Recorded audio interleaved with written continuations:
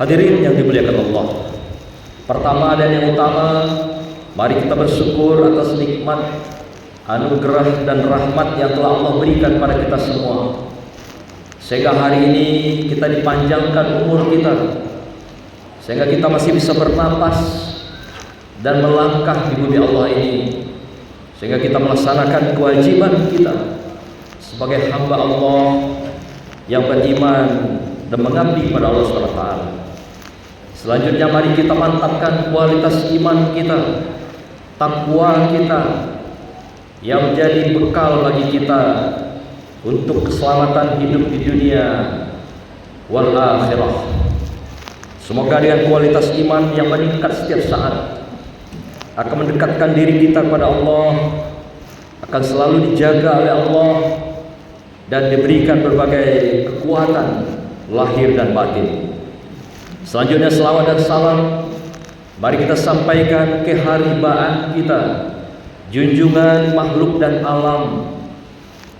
Semoga dengan selawat dan salam yang kita sampaikan, insya Allah kita akan memperoleh wasilah Rasulullah Sallallahu Alaihi Wasallam, dan juga akan mendapatkan syafaatnya kelak di yaumil akhir, yaumil mahsyar, yaumil hisab, di mana tidak ada pertolongan seorang makhluk pun kecuali hanya pertolongan Allah dan syafaat Rasulullah Sallallahu Alaihi Wasallam bagi kehidupan kita setelah kebangkitan dari kematian kita. Hadirin yang berbahagia, izinkan kami pada kesempatan berbahagia ini sebagai khatib menyampaikan khutbah yang singkat dengan judul yaitu ujian keimanan dan kesabaran. Bulan ini adalah bulan lahirnya dan wafatnya Rasulullah Sallallahu Alaihi Wasallam, seorang Nabiullah, Rasulullah, makhluk yang agung yang dikatakan Allah SWT di hadapan umatnya, makhluknya dan rasul-rasul sebelumnya, wa innaka la'ala khuluqin azim. Sesungguhnya Rasulullah itu memiliki akhlak yang agung, yang mengatakan agung ini adalah Allah yang maha agung. Maka itu tidak main-main, bukan sembarangan, tetapi betul-betul dinyatakan, ditaukidkan, disahihkan oleh Allah SWT. Maka itu tidak ada keraguan dalam akhlak Rasulullah Sallallahu Alaihi Wasallam. Hadirin berbahagia, ayat yang kami bacakan tadi adalah surah Ali Imran ayat 144, di mana di awal ayatnya dikatakan, wa ma Muhammadun illa rasul qad khalat min qablihi rasul.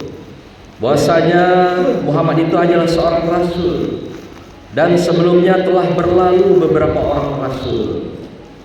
Lalu Allah bertanya kepada umat Rasulullah saat itu, qad khalat min qablihi rasul, apa imata au qutila, apabila Muhammad ini mata, meninggal, wafat, au qutila, atau terbunuh di medan perang, in qalabtum ala aqabikum, apakah engkau akan berbalik tumit? Apakah engkau akan mundur ke belakang? Apakah engkau akan murtad dari Allah SWT dan juga murtad dari Rasulullah Sallallahu Alaihi Wasallam, meninggalkan Rasulullah? Surat ini dan ayat ini lahir ketika terjadi perang Uhud. Perang Uhud yang terjadi pada tahun ketiga Hijriah, yang kita kenal adalah perang kedua yang terbesar setelah kafir Quraisy dikalahkan pada perang Badar, yang mana Rasulullah mendapat kekuatan luar biasa, bantuan Allah melalui malaikat yang mengalahkan para kafir daripada kalangan Quraisy. Lalu tahun berikutnya, tahun ketiga, kafir Quraisy menyusun kekuatan kembali dan melakukan penyerangan balik, yaitu perang Uhud. Rasulullah adalah seorang yang ahli perang, ahli strategi, pemimpin yang besar, yang sangat pandai mengelola dan juga memimpin umatnya. Apa pesan-pesan Rasulullah ketika perang ini akan dimulai di Bukit Uhud, Jabal Uhud ini?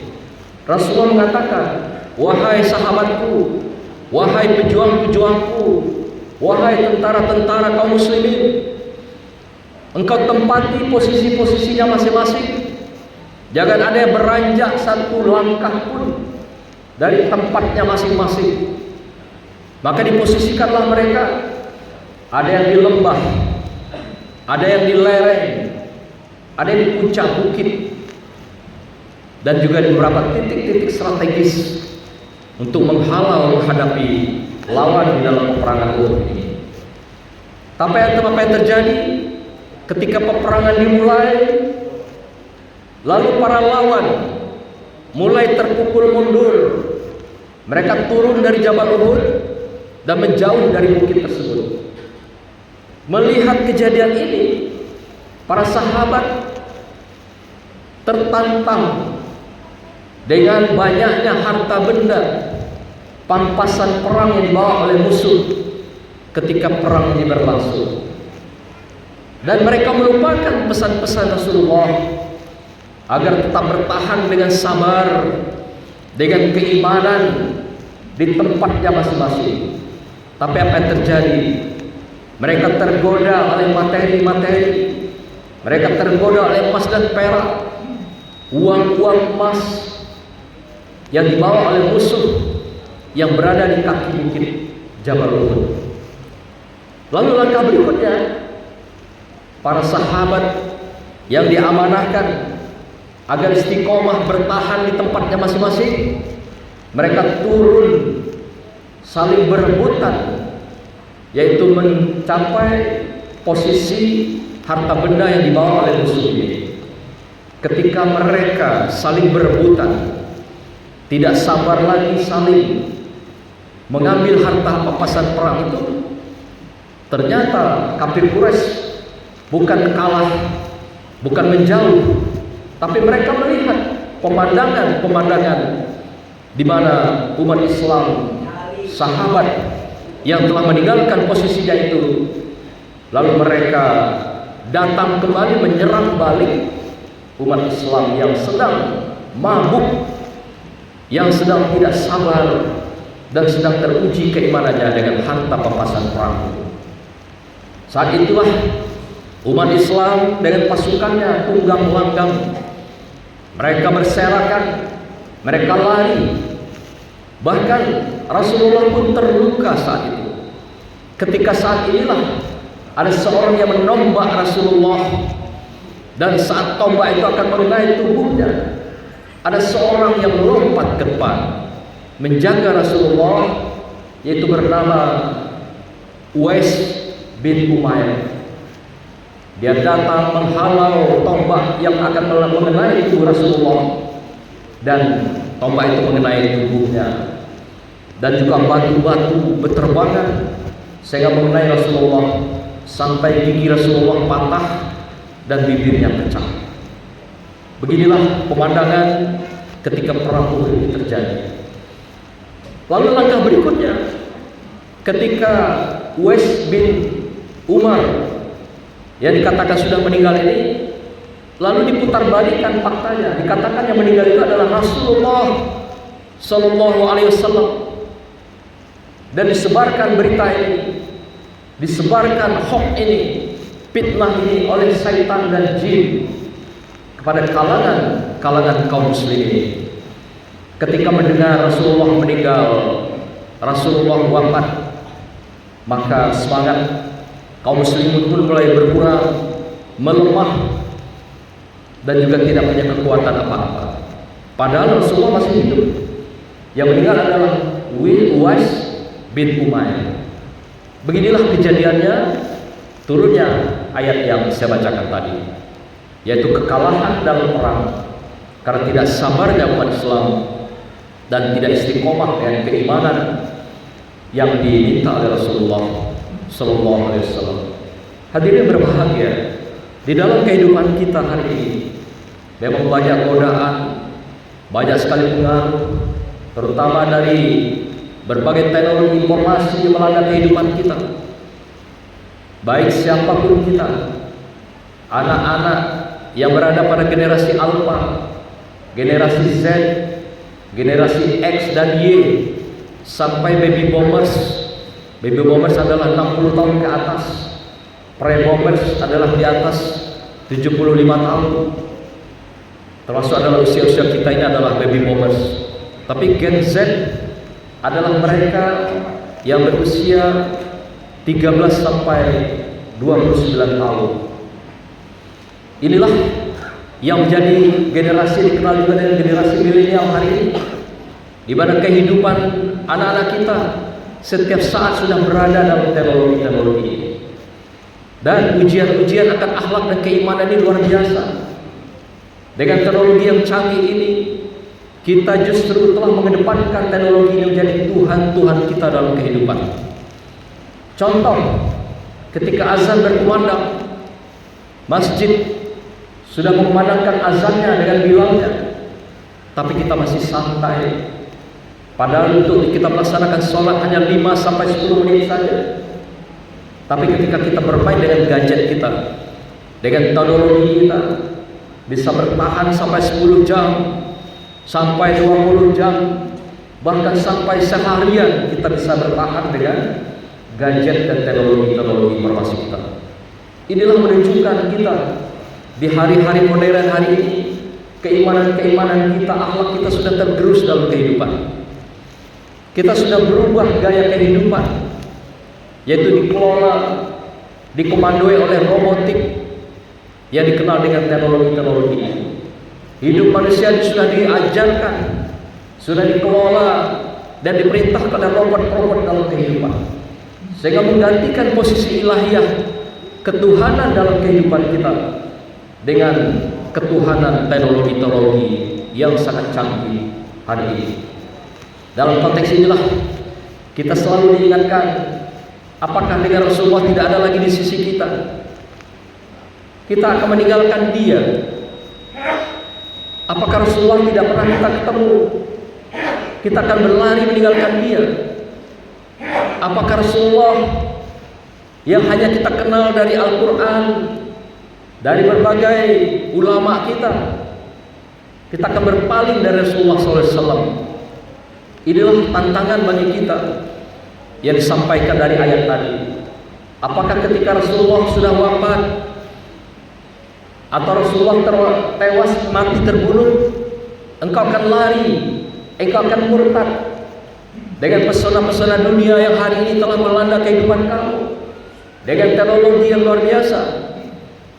Pada semua itu adalah keindahan, adalah perhiasan bagi manusia dalam kehidupan ini. Dalam surah Al-Kahfi ayat 46, Allah ingatkan kita semua, al-malu wal banun zinatul hayatid dunya.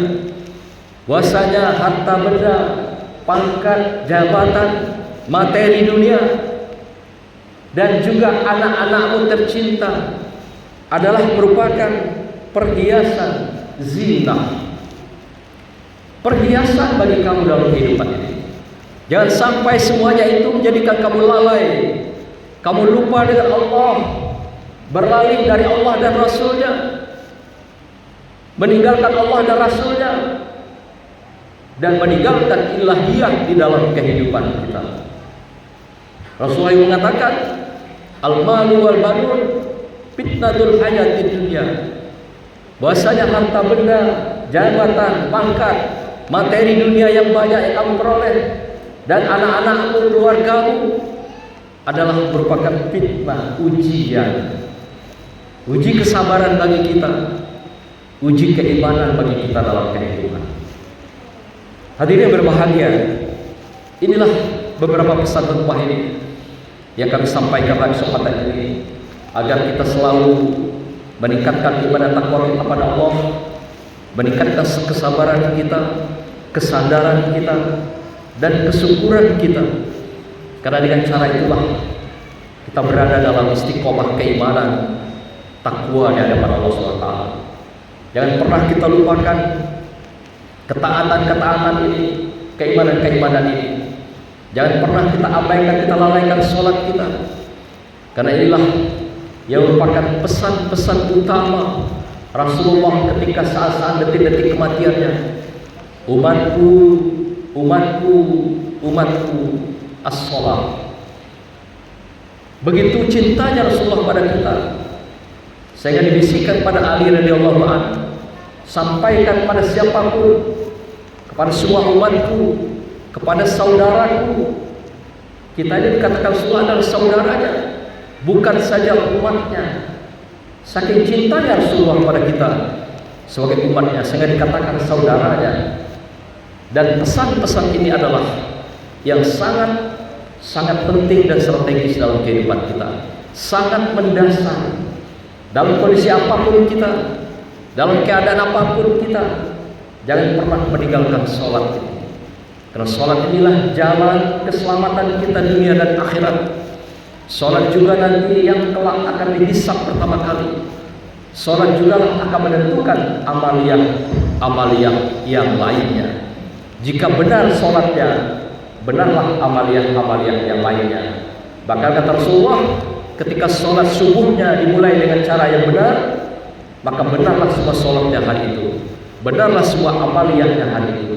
Tapi kalau sholat subuhnya lewat, sholat subuhnya terlalaikan, terabaikan, maka terganggulah sholat-sholat yang lain hari itu, dan amaliyah yang dilakukan dalam bentuk kesalehan pada hari itu. Semoga kita semua tetap berada dalam keimanan takwa ini, dan wujudnya adalah kita sadar, bersyukur, dan juga selalu sabar dalam kehidupan ini, terutama mengejar berbagai target kehidupan, mengejar berbagai harapan. Dan kita yakinkan bahwa apa yang kita harapkan, kita doakan, tidak akan pernah didiamkan oleh Allah SWT. Pasti didengar, tidak cepat lambat, tergantung dari ikhtiar kita, tergantung dari doa kita semuanya. Semoga saja kita yang sangat dicintai Rasulullah sebagai sahabatnya kelak dipertemukan kembali dan mendapatkan syafaatnya, mendapatkan wasilahnya di akhir kehidupan kita semuanya. Demikian hadirin berbahagia,